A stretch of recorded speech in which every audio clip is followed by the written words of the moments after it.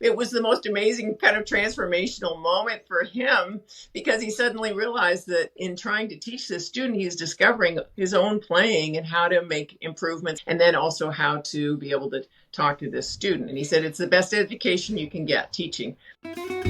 Welcome to the Bulletproof Musician Podcast, where you'll learn how to practice more effectively and perform better under pressure with insights from expert musicians and the latest research in performance psychology. So I remember being in grad school and getting my first student, and in that first lesson, suddenly thinking to myself as the student was playing, like, oh crap, what am I supposed to do exactly? There were plenty of things that I knew I could say, but it was in that moment that I sort of realized I had no real thoughtful or systematic approach to what I should say to this person or how I should organize what I said, and thinking about the long term and how I would then continue to be helpful to that person over the course of weeks or months or years for that matter. And it sounds silly to say this now, but it never occurred to me to go to the library and see if there were books on teaching or learning, let alone even find out if there were being classes offered in pedagogy.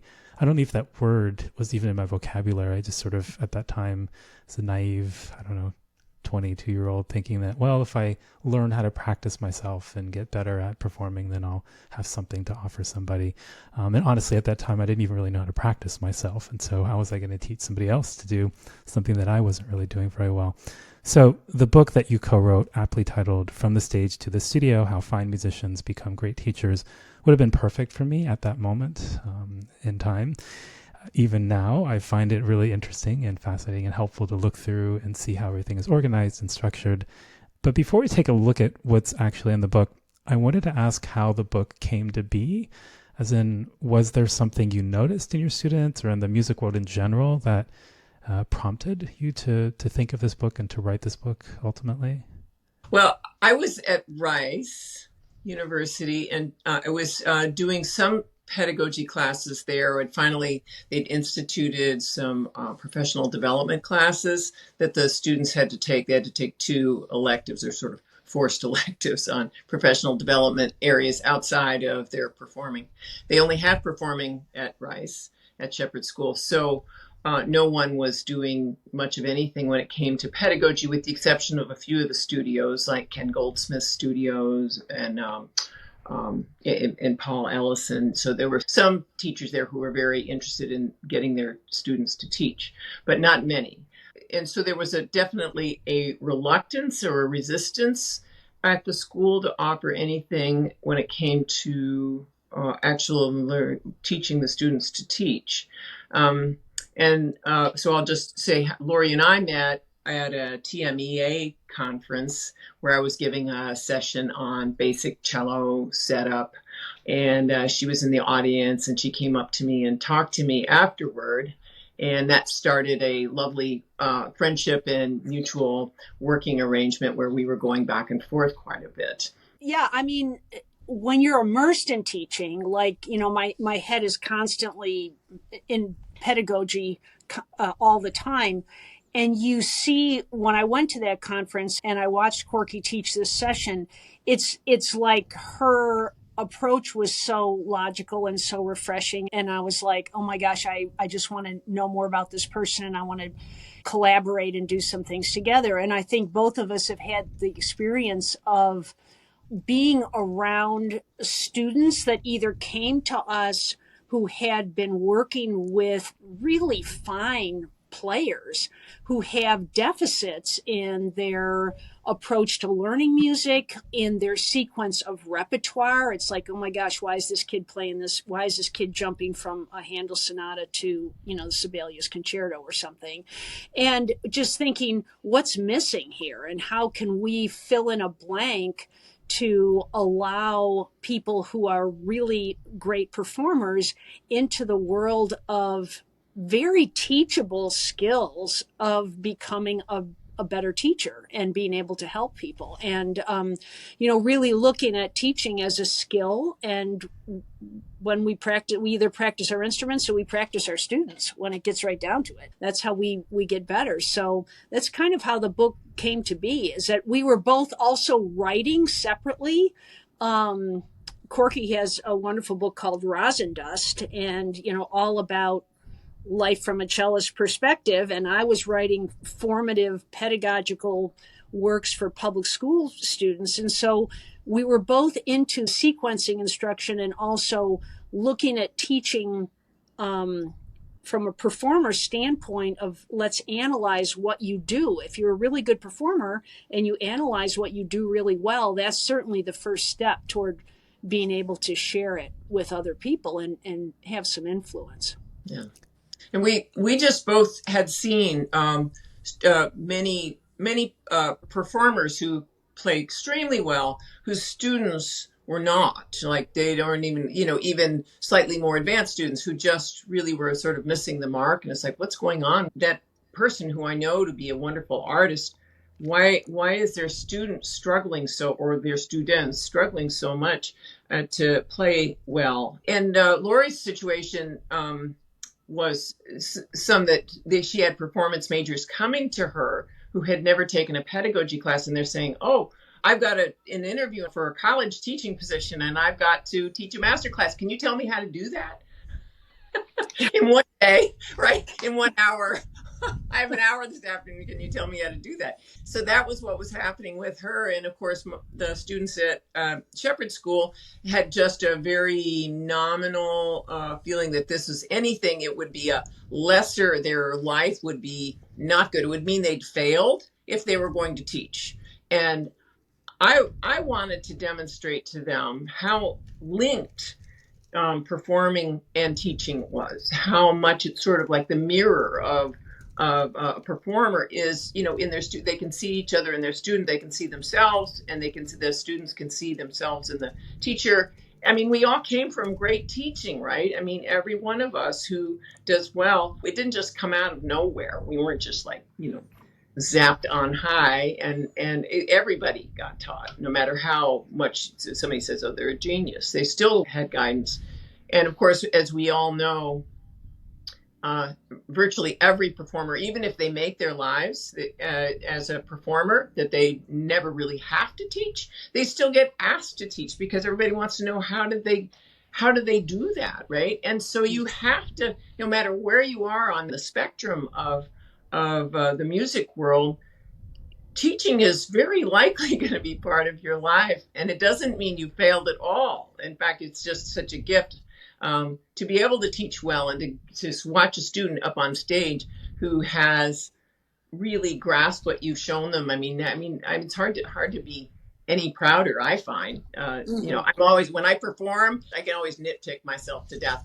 But when my students perform and they perform well, it's like, yeah, I mean, that's just it's a marvelous experience, that I almost pales to any other when it comes to my music world. It's true.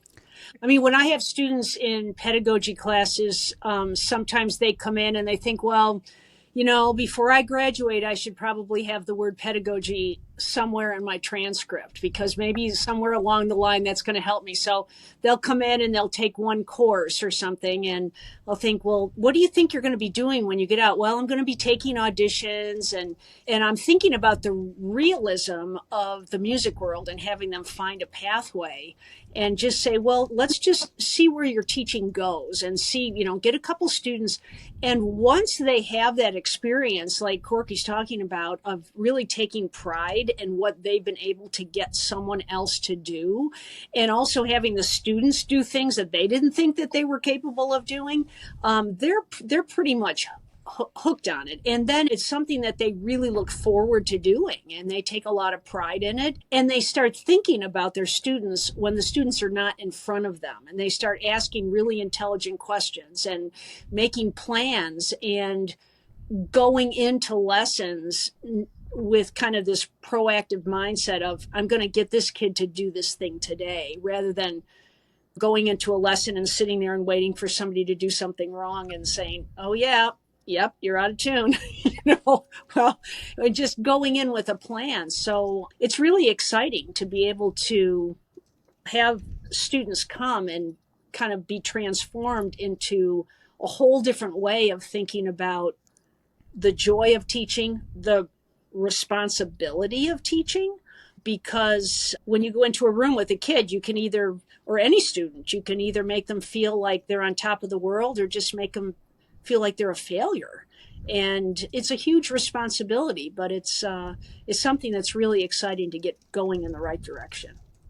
That made me think of a couple questions. One, I'm curious, as the both of you have worked with students who then go on to teach and discover that this is something that they can get better at and become more effective at, I'm wondering, A, if they report any changes in their own self-coaching or learning process in their own playing and practicing, and B, maybe relatedly, I wonder if part of the, well, and this is why I guess I'm curious to see what your experience has been with students, is some of the initial lack of enthusiasm or lack of interest in teaching related to a sense of ineffectiveness as teachers? Like they don't know what to do. They don't feel like they're being effective. Their students aren't progressing the way that they would hope that they would. And so they almost kind of avoid doing the teaching because they don't feel effective as teachers, whereas they feel much more effective and in control as performers in the other parts of their lives, perhaps.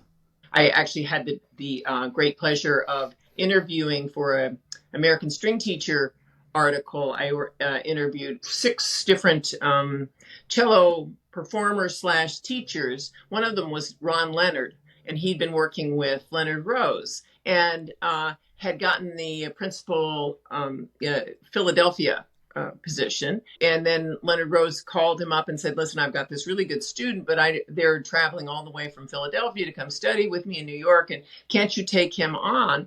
And so he said it was just sort of an amazing thing. I didn't first know anything what to do with this kid. And I was trying to teach him how to vibrate, and it really was not going well. And then he said, I was sitting in orchestra rehearsal one day and started watching my own hand and going, oh, hang on now. What I'm saying is not exactly what I'm doing, but then let's see if I can do this a little bit. Oh, yeah, if I hold my arm this way. She says it was the most amazing kind of transformational moment for him because he suddenly realized that in trying to teach this student, he's discovering his own playing and how to make improvements, and then also how to be able to talk to this student. And he said it's the best education you can get, teaching. Just yesterday, I had a student, one of my college students come to me and said, I've got this kid and they should really be playing this piece off the string. And like, how do you teach spiccato? And I said, well, I'm not going to answer that question right now.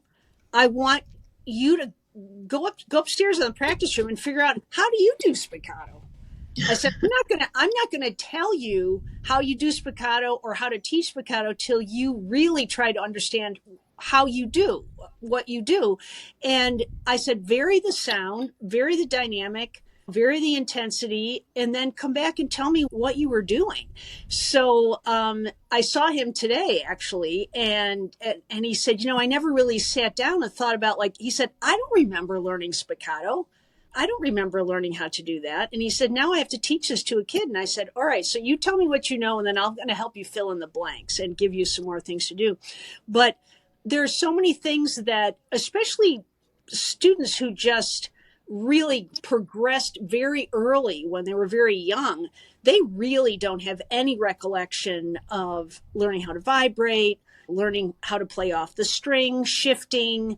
It's just not part of their consciousness to put things into some order for many different kinds of students, because that's really, to me, what I find most fascinating is having a series of many, many steps to teach any specific skill.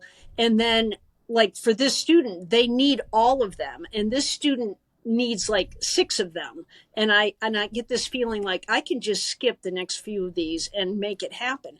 I'm constantly intrigued by the process, I guess you could say. Maybe this is a good time to actually take a closer look at what's in this book. And I wanted to start by just saying that I thought the ordering of your chapters was very cool. And maybe I'm overthinking it, but to me, it seemed to communicate in a meta sort of way, even without reading the book, the relative importance perhaps of where each thing was placed sequentially. And so I wonder if you can talk a little bit about how you decided to order the chapters and why certain things came very first. Like, for instance, musicality was the very first thing. Teaching philosophy and some of those things came much further on in the process. And so, yeah, I mean, could you say a little bit more about some of that? What we were looking to do was to capture a performance major. This is really addressed to performance majors, and the introduction, we were trying to make sure that the introduction was not just bypassed. In this second edition, we made sure that it was like on the inside of part one, not just something that someone would gloss over. If you're what is it? The mission in life is to perform. Why would you want to teach? Because we really wanted to address that concern about that performance majors have, that sense of, oh, I'd only do it if I fail at performing. We really wanted to nip that one in the bud as quick as possible. I mean, even before that, in our preface or whatever, we really did try to say this division in music schools between music education and music performance really was undermining what we're all put on this planet to do. If we're here to be musicians and stuff, then there should be a spectrum that overlaps, right? We don't see it as being, they're doing that over there and we're doing this thing over here, and we're up on stage and they're down there in the, whatever. It's the wrong attitude, and we really see that there is a spectrum and that it needs to have some overlap, so that performance majors really should know how to teach, and teachers should really know how to play. Laurie's been fighting hard for the UT music ed majors to be able to study with the best teachers there, because there shouldn't be this division where, the musics get less attention musically, and there shouldn't be this thing that, performance majors, that message that performance majors get, that they shouldn't have to be able to teach, that this is some lesser thing. So in any case, that's the important thing of being able to address how they think about teaching and what the value of teaching can be in their lives. And then I was the one that sort of pushed for musicality to go first, just because I think we call ourselves musicians, and, we're not technicians. I mean, it seems like, well, technique, that should come first, right? But the truth of the matter is we are musicians, and why? And what do we do? What are we doing besides playing our instruments or singing or whatever? What makes us musicians? And I felt like that was like really important to just address head on, even if it's kind of, hard to talk about. It's like, that's our lives. I mean, it feels like we need to talk about it. We need to find words and ways to work, to think about it, to process it, to understand it better, that we're not just emoting at our instrument. There are things that feed into being a musician that we learn about, or that we experience, and that we draw on metaphors and all this to be as expressive as possible and to be able to convey the music to our audiences. So we should be able to talk about that, and why not? So that was really important for us to feel like, okay, we can put that forward.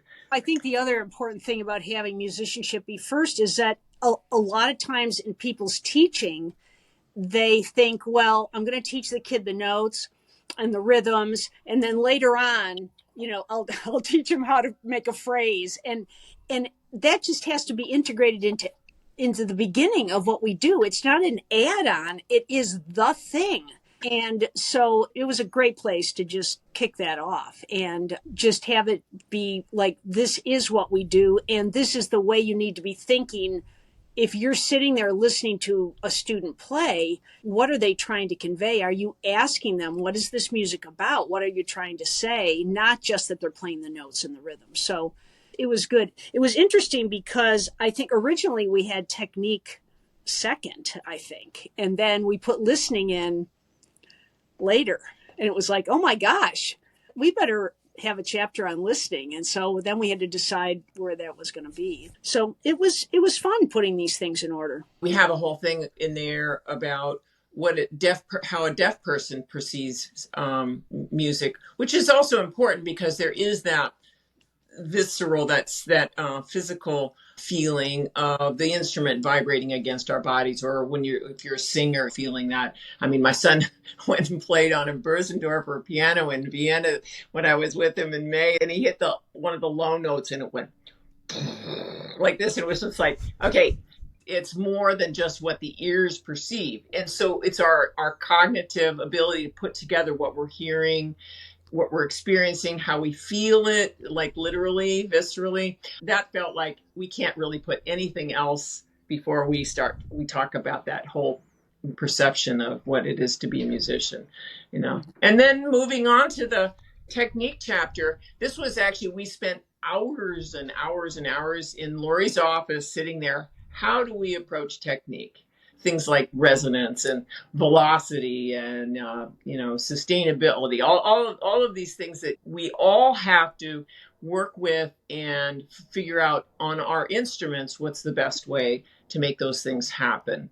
We went back and forth on how to get those things, those ideas encapsulated into those charts and stuff that we put there. But I think we handed it out to a whole lot of people, a lot of our colleagues, and said, what are we missing? You know, what is there something here that's not appropriate to your instrument? You know, should we be changing something? And so we've never heard anything, but we'd love to know if somebody came up with something new that we had left out.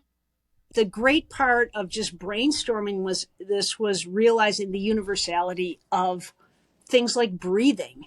And, you think, well, I mean, we have to breathe, string players have to breathe, and balance has been so interesting also. And, I'm exploring these I teach a class here that is all for the graduate TAs. And we use the book, and just having them sit together with maybe a conductor, a percussionist, and a cellist, and talking about, how do you deal with balance? Like, how does balance affect the way you play? And somebody's saying, well, I have to be able to move. On the marimba, I have to have my body balanced. I have my head over my spine, or whatever it is.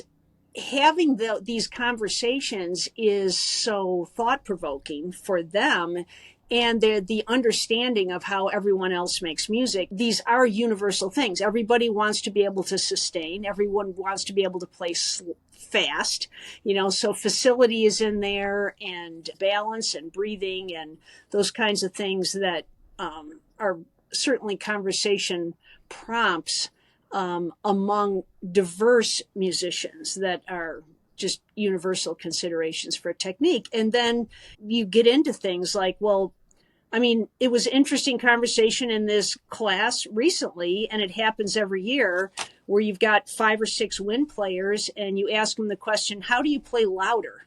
And we're talking about artist diploma level graduate students.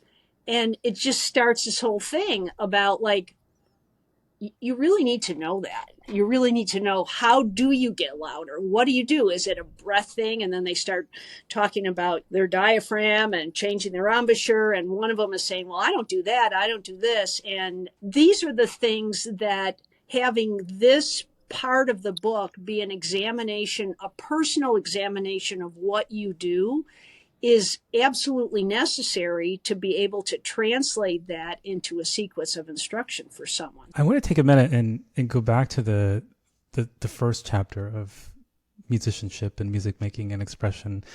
I think it ties to this technique chapter as well, of course, as you noted earlier. In terms of the doing of this in lessons, and you talked about making sure that expressive playing is part of the equation early on in a student's learning.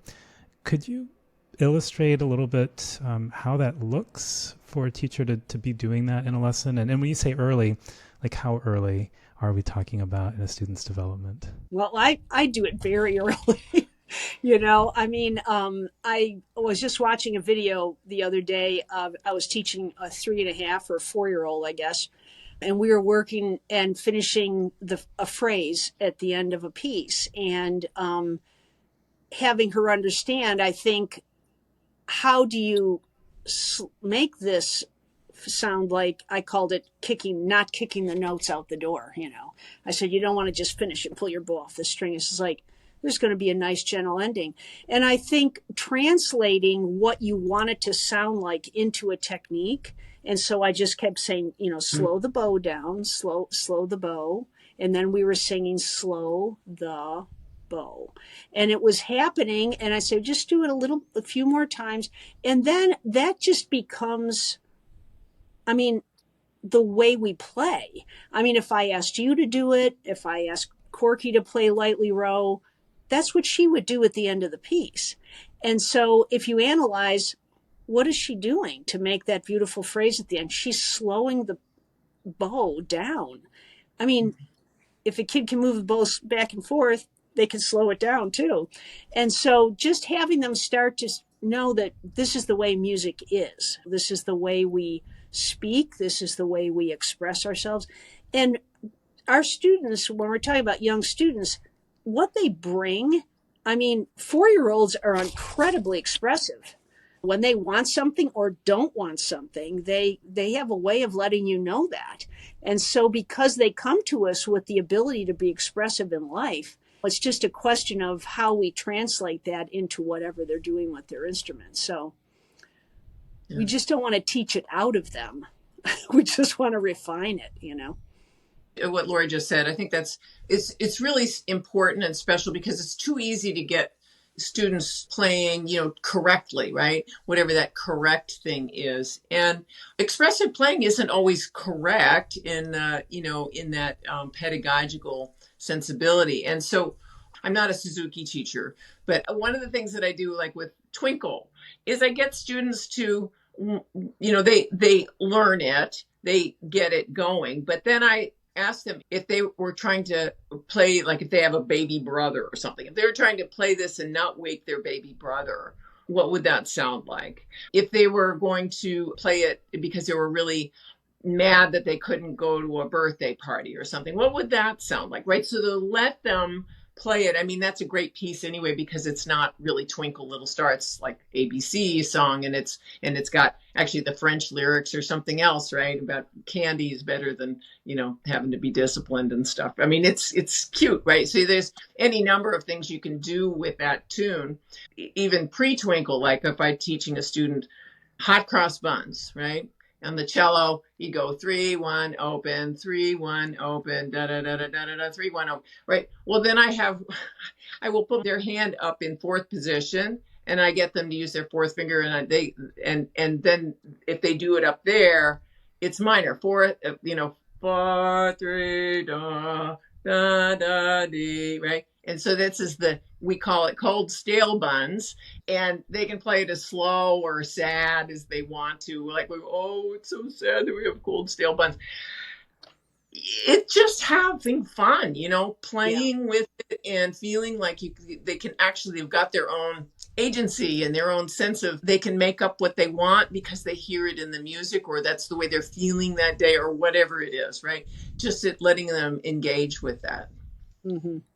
Writing stories and just having them make sound effects for the stories. I mean, Halloween is my favorite because, the wind was swirling through the trees. How would you make that sound on your instrument? And they're taking their bow and sliding it up and down, or the creaking doors, and you can take your, and put in, I mean, just all these ways of just exploring the instrument. And like I said, not teaching the expression out of them, just letting them go. And if they want to make a certain sound and they don't know how to do it, just show them how to do it, and you could do a lot of teaching with that in terms of, like, when music, we call it agitato. It means agitated. It means this, it means that. I mean, I asked some students last week about the words in their music that they really didn't know what the composer was even trying to get it to sound like. And I said, you really need to know what the whole scope of this piece is about. And so it's a lot of fun. It makes it a lot more fun for me to teach that way, than just teach notes and rhythms. Is there a reason why students don't do that more often? I mean, is there a concern about students making terrible sounding sounds, which then could become habitual? Or, I mean, do you know what I mean? Like, is there some reasons why? Because it does sound like a lot of fun. I'm just curious as to why that might not happen more often, or is it maybe just a lack of perception of time, or what do you feel is maybe a barrier to that? I fear that it's priorities. It's just too easy when you see a student who's kind of physically they're really awkward at the instrument or whatever. And so it's too easy to spend all the time making corrections on that or trying to get the thing set up and everything. And it's not that that's wrong. And you probably will spend, especially with beginners, spend a lot of time on just that whole physical setup and trying to get the bow arm moving right, trying to get that bow hold, all of that stuff. And so it's easy for the time to run out. You do all those fixes and the time's gone, right? But then unfortunately, if we're not prioritizing the musicality part of it, the fun part of it, right? And it's not that the technique can't be fun, because of course it can be, working on it, but it's just too easy to not have it on the priority list, and then it just doesn't get taught. Or the way it gets taught is only through, oh, well, it says piano here, so use less bow. And then it becomes just a technique instead of being something that's actually expressive. So I really think it tends to be a time and priority oriented problem, and it happens to the best of us. I can teach a lesson. It's, as much as I think of myself as being a really good musical teacher, I can go through a whole lesson, and when there's a lot of technical things to address, that's what we do. But reminding ourselves, and I think, at the end of a lesson like that, I think, we never did do that one thing that I really wanted to do with them, which was get them to play this section more expressively and to talk to them about what mood they wanted to convey or whatever, and we didn't get to it. So, then it's on my priority list for the next week. So. And I think at every lesson, you really want students to have some positive emotional connection with what they're doing. And, when we have that, I just think about pieces that I would play every day if I could, things that I've experienced in orchestras and stuff. We want kids to get to the end of the lesson and go, oh my gosh, are we out of time already? Not kids to be looking at the clock, just like, oh man, I'll say, let's pick up on this next week when you get back. You want that kind of engagement. And I think when you're excited about it, the students are excited about it. That might be related to another one of the chapters that I really found interesting, the fostering independence chapter. I remember one of my very first teachers very early on telling me that her job was not to get me to sound good per se, but to help me become my own teacher in a more effective way. And I know that it wasn't just words. I mean, the way that she taught really did encourage me to do that. But I don't know that we always think about our lessons perhaps in that way. And I wonder if you can say a little bit more about what that looks like in a lesson. I mean, I think Corky used the word agency earlier too, which I really liked, and that my takeaway from this chapter was it's about making the students more active learners in the experience of having a lesson, which then can transfer over into what their own self-guided practice during the week could look like. And so, I wonder if you could paint a picture of what that might look like relative to the more passive student kind of lesson.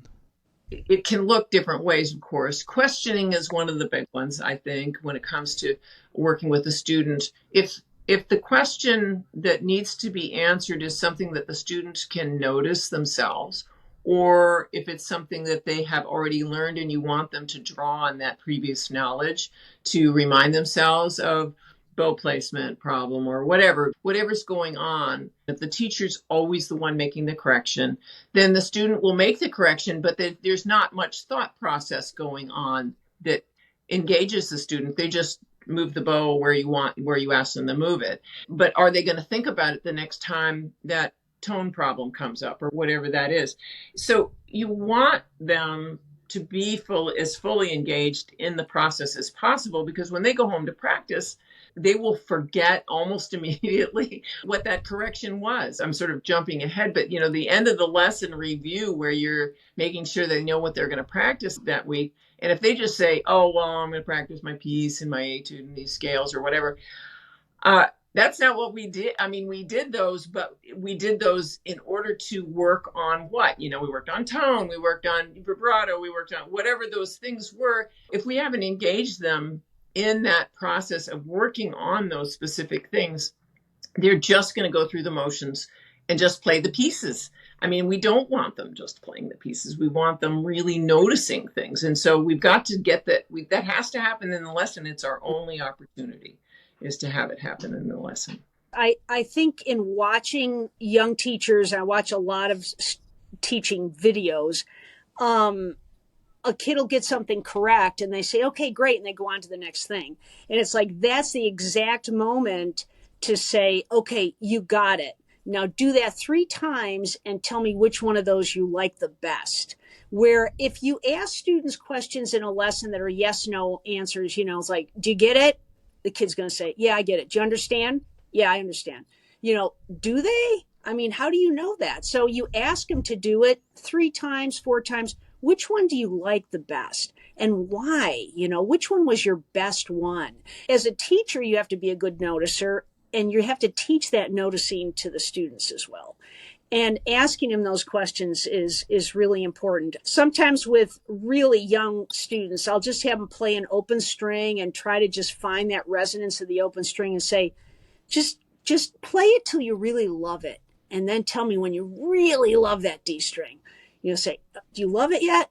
Not yet, and then they'll just go back and, oh, I found it. I found the spot. And they'll get their bow. And it's just, I'm not having to say, move your arm this way, tilt your bow that way. It's like they're making the discovery. And I also think with the independence of having students make corrections while they're actually making sound, I think is very important. So they take their bow off the string, and then you say, the next time you do that, shift further or move your arm in a different way or whatever it is. If they're actually doing it and then experiencing the change while the sound is happening, I think that's really also very powerful.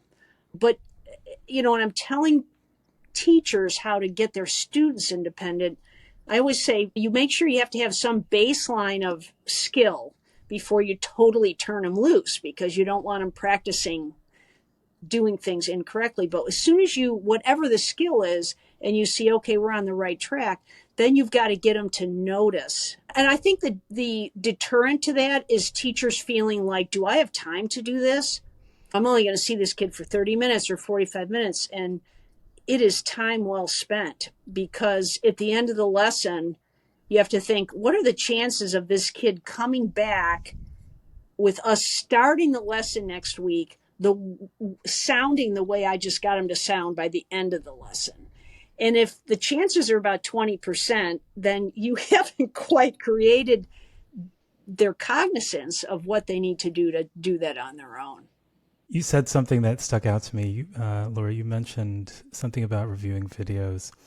And so this made me think of another thing that I wanted to ask the both of you, because I think you both alluded at the very beginning of today that teaching is a learnable skill and a skill that we can get better at. And so I wondered if you could say a little bit more about, like, how does one practice getting better at teaching? And I wonder if video is a part of that in the same way that it can be for helping ourselves get better at identifying what we need to work on in our own playing.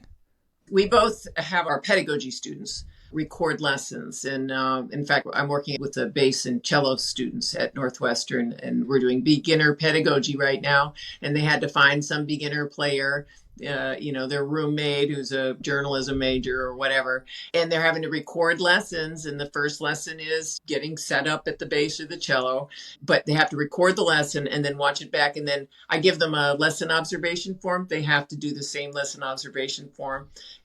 What was the teacher doing? Was the student as alert as you thought they were? And how much was the teacher talk to student action, that sort of thing, so that they're having to take a look at how effective they were being themselves. How much did they let the student repeat one of the skills that they were supposed to be developing during the lesson? Was it only once and then they moved on to something else? Or did they stay on something too long and the student obviously got frustrated or bored? I mean, these are all, common errors. I mean, even practiced good teachers, we still will sometimes get too involved or get into talking about something too much, and then the students going, getting and they'll see that if their students are getting bored because they're going on too much. So that self-observation thing is really important. I think that as you would in a lesson, giving the teachers certain things to think about. So just like you wouldn't scattergun in a lesson,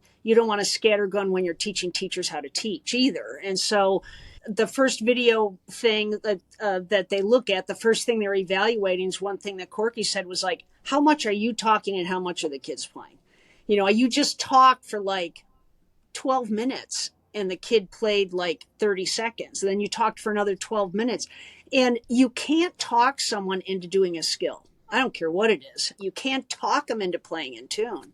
And so that's the first thing. But if you've never done it before, there are skills, just like playing an instrument, that you want to be doing, like engaging the student at the beginning of the lesson and repeating correct repetitions of something and doing it multiple times. Okay, like try that out this week. And I think the other thing that less experienced teachers are not so good at is noticing when things change and how they react to that, and understanding that your reaction to the change needs to be disproportionate to the change. So, I mean, if you see somebody, if you see a 5-year-old slide their finger to the right pitch, they only slid this much, but boy, you better react to that because that was like monumental. And so I'll be sitting there watching a recording with a teacher, and I'll go, "Oh my God, did you hear the difference that they just made?" And on the video, the teacher goes, "Okay, that was good."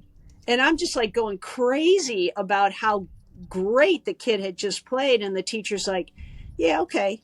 And it's like, no, that's not going to cut it. You've got to be really noticing tiny little changes that are moving in the right direction.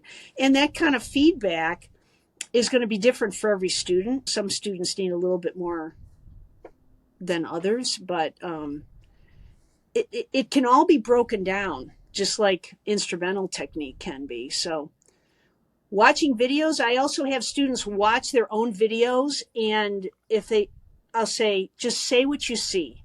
Don't say, "Oh, I like it when you do this," or because then you have to say, "I don't like it when you do that." Just say what you see. Your C sharp's too high. Your bow was perfectly straight that time. I said, just talk to the video. Just practice talking to the video, and you'll get better at giving short amounts of feedback without explaining things for 20 minutes and letting the kid play for 10 seconds, you know.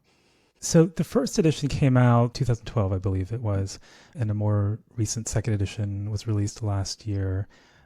I'm curious if you've noticed any change in students, in parents, in the beginner teachers that you're training. Is there more enthusiasm or interest in teaching now than there was maybe even a decade ago, or has anything changed that you've noticed? I don't know that I've seen a difference. I think really when it comes right down to it, it's important that the studio teachers who these students are working with are enthusiastic about teaching. And if they recognize themselves as being teachers themselves, like how important that is. I studied with a teacher who really cared about his teaching and cared about that he was a teacher. He identified with that, even though he was a very fine performer. I mean, I just saw some of your interview with Ben Kamens. He had a student of his was in my class, and Ben was really enthusiastic about her learning how to teach, and he even came to our class to talk about being enthusiastic about teaching. So I think if you can identify those students, I mean, I sort of need to put a plug in about the mixed, a heterogeneous class of pedagogy students, but really, I do think that culture matters. It does come from those studio teachers and it makes a huge difference, and it makes it frankly much easier for those of us who aren't necessarily teaching them the instrument, but they're being encouraged by their teachers that this is a really great thing that you're doing, and helping them notice what they're noticing about their own playing, their own what they're doing. Because I usually what I do, and especially if I've got a heterogeneous thing when I don't know the first thing about bassoon playing, but I say if you have a question about what you're doing, like when you're analyzing your own technique, if you have a question with you, I'm not the one as a pedagogy teacher. I don't know, and I don't even tell the cellists what I think they ought to teach. I don't tell them the basis they think they ought to teach. If they have a question, they take that to their private teachers, and then they analyze what it is, and then they can make decisions from there. But that kind of feedback from the studio teachers, it's really super important and an essential part of those students actually feeling enthusiastic about teaching. It makes a huge difference. I like to think it's going in a positive direction. I think there is more realism in higher education that teaching and pedagogy needs to be addressed, and it enhances the level of performance because there's a greater understanding of how we play. I mean, I'm an optimistic person. I like to think it's moving in a good direction.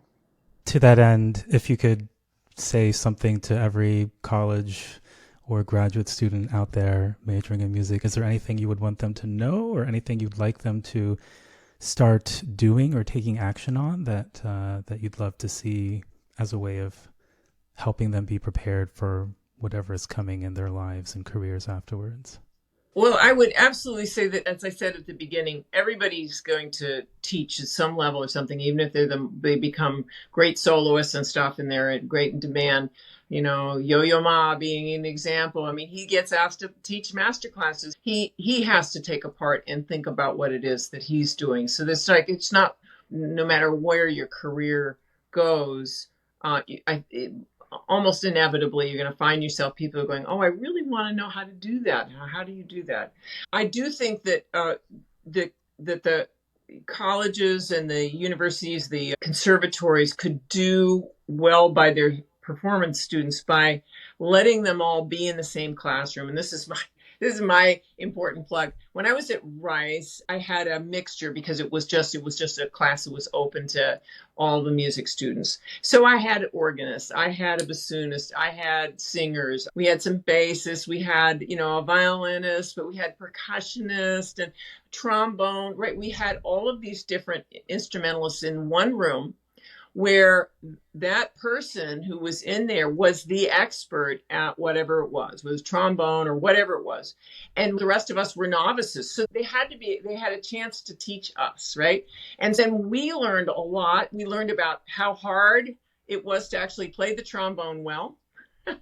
Where, there's attitudes about, they're just, the percussionists are just banging on something over there, right? That awareness of the kind of skill that it takes and that appreciation of, oh, wow, and you're so good at this. I mean, like, this is hard. Wow, I never knew. So we had that. We also had access to their teachers. Like I was just saying, Ben came and talked.